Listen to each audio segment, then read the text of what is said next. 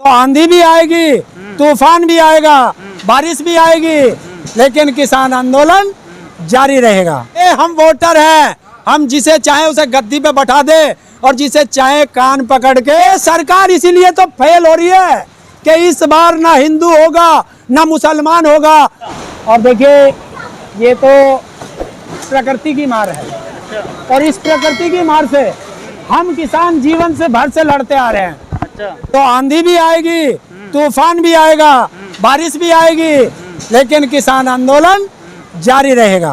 अच्छा जी हाँ, ये तो आती रहती है, बारिश बहुत तेज आंधी है और टेंटों में नुकसान बहुत ज्यादा है, लेकिन फिर करेंगे जैसे बारिश कम होगी, आंधी कम होगी, फिर अपने सही करेंगे टेंट। नहीं, अब तो टीन शेड भी आ गए, मैंने भी पीछे देखे टीन शेड भी लाए गए। ईंटों के यहाँ पे जो टॉयलेट बनाए जा रहे हैं रोड पे, मेन रोड पे, कैसे मतलब क्या क्या इरादा है आगे का, किस तरीके से आंदोलन को चलाएंगे? क्या पक्के मकान बनाने का इरादा है आगे? नहीं, पक्के क्या, ये थोड़ा भाई मजबूत तो करना पड़ेगा। बरसात में कैसे रहेंगे? अब देखिए आप, ये नीचे दिखा दीजिए अगर कैमरे से, जी। तो ये पानी बह रहा है। अब इस पानी में कैसे रहेगा? सारा सामान भीग जाएगा। बिल्कुल। तो इसीलिए ऊपर से भी और थोड़ा नीचे से भी ऊंचा किया जा रहा है। इसीलिए कहा गया है कि सब अपने ट्रैक्टर ट्रॉली लेके आए, ट्रॉलियों में अपने डेरे बनाए, ताकि जो पानी का बहाव है उससे अपना सामान बिस्तरे कपड़ा बच सके। तो ये है, आंधी तो चल रही है, नुकसान तो होता ही है।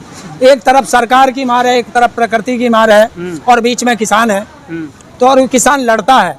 22 जनवरी के बाद कोई वार्ता तो हुई नहीं अभी तक? नहीं, अभी कई महीने गुजर गए, तकरीबन 6 महीने। जी हाँ। क्या उम्मीद है आगे की कि सरकार आपके पास आएगी, आप सरकार के पास जा रहे हैं? नहीं, हमने तो लेटर लिख चुके हैं। अच्छा। और सरकार को ही करना है ना, हम कहाँ जाएं? दिल्ली ये जाने नहीं देते। और उसमें विज्ञान भवन हो, चाहे कृषि मंत्रालय हो, चाहे प्रधानमंत्री का पीएमओ हो, उसमें बिना पास के आदमी कोई जा नहीं सकता। तो वो जब पास जारी करेंगे, जब उन्हें जरूरत होगी वो कर लेंगे। अच्छा। किसान तैयार है। तो क्या करें? आपसे पूछ के आंदोलन चलाएं या सरकार से पूछ के आंदोलन चलाएं? जो आंदोलन के पार्ट्स हैं वो आंदोलन की तरीके से चलते रहते हैं। हमारा शांतिपूर्वक विरोध प्रदर्शन करने का अधिकार है, वो हम कर रहे हैं। गाजीपुर का आंदोलन सिंधु या टिकरी बॉर्डर पे शिफ्ट किया जाएगा। ये कौन है जो तुम्हें ये सुनने में आता है? तुम्हारे सूत्र कौन है? ऐसा कभी नहीं होगा। ये सरकार की चाल है और सरकार चाहती है कि इन आंदोलनों को समेट लिया जाए और किसान इन आंदोलनों को समेटने नहीं देगा। आंदोलन चलेगा। देखिए, हम लोगों का शांतिपूर्वक आंदोलन है और ये चलता रहेगा।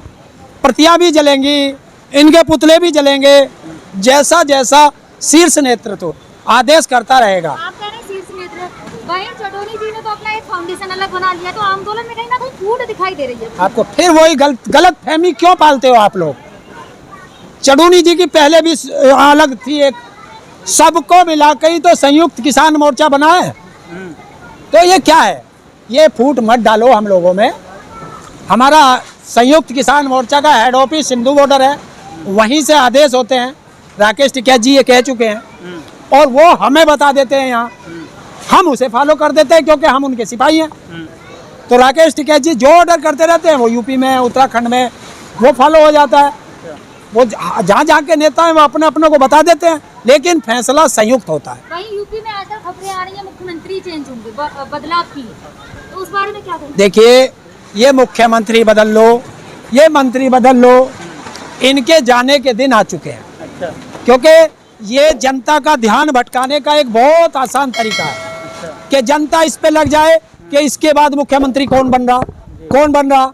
जनता से ये भुलाने के लिए कि वो ऑक्सीजन के लिए मरे हैं, वो दवाइयों के लिए मरे हैं, वो बेड के लिए मरे हैं, वो अपने पुरखों का, अपने बच्चों का, अपने पिताओं का अंतिम संस्कार नहीं कर पाए, उससे ध्यान भटकाने का ये इनका मीडिया अपनी, क्योंकि मीडिया इनका चाटुकार है, मीडिया इनका दलाल है, तो उसमें ये चला रहे खबर, और ताकि किसान आंदोलन से भी ध्यान भटके लोगों का।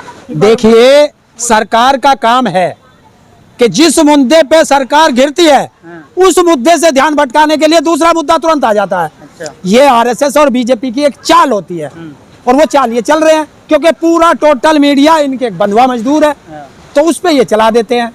जी न्यूज पिछले 2 दिन से ट्रेंडिंग में एक खबर चला रहा है कि किसान आंदोलन मुस्तकिल खाली हो चुका है। राकेश टिकैत सिर्फ अपनी राजनीति चमकाने के लिए किसान आंदोलन को बढ़ावा दे रहा है।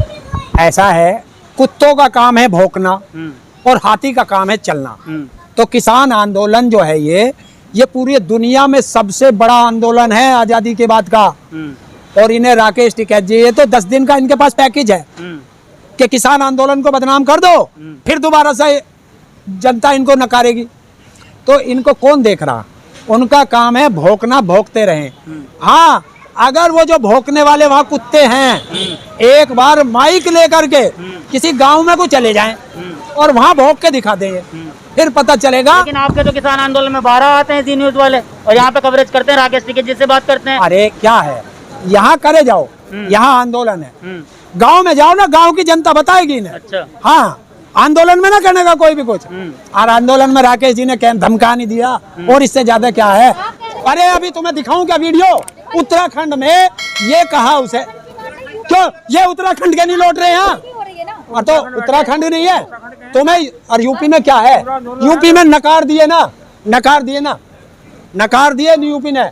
और तुम तो चाहते हो कि आंदोलन हिंसक हो जाए। पत्रकारों की एक सोच है कि किसी तरह आंदोलन हिंसक हो जाए और उस हिंसा को हम कवर करें और फिर कहें कि आंदोलन खत्म। आपको जानकारी होने,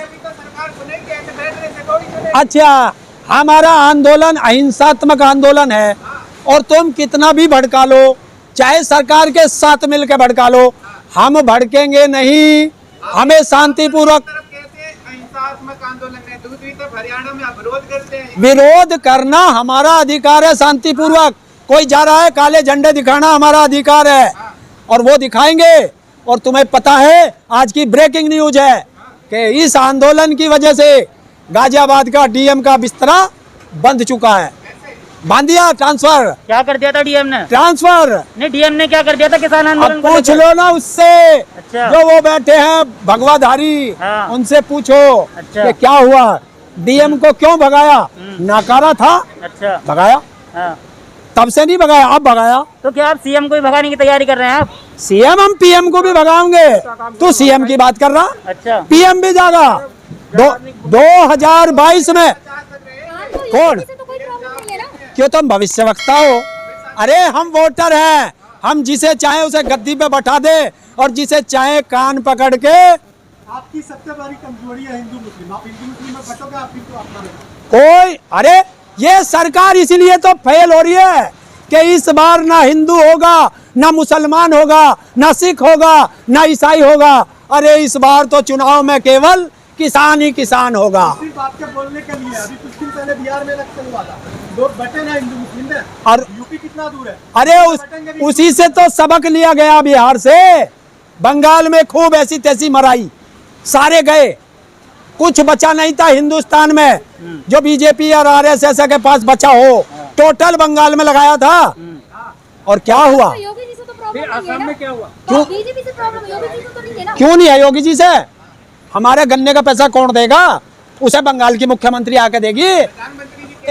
इसमें कह रहा है 2017 में मेरठ में कि बीजेपी की सरकार बनते के साथ किसानों का कर्जा माफ होगा। तो झांसाराम जी क्या हुआ, ये पूछना चाहता हूं मैं। कौन है झांसाराम? देश का योगी मोदी जी? मोदी। अच्छा। और योगी जी बताए, क्योंकि ये भी कहता था कि 14 दिन में पेमेंट होगा और मेरा सुशासन है, बदमाशों को ठोक दिया जाएगा। और कानपुर के अंदर बीजेपी का नेता पुलिस को पीट कर 25,000 के इनामी बदमाश को छुड़ा करके ले गए। तो बताइए क्या है योगी का सुशासन?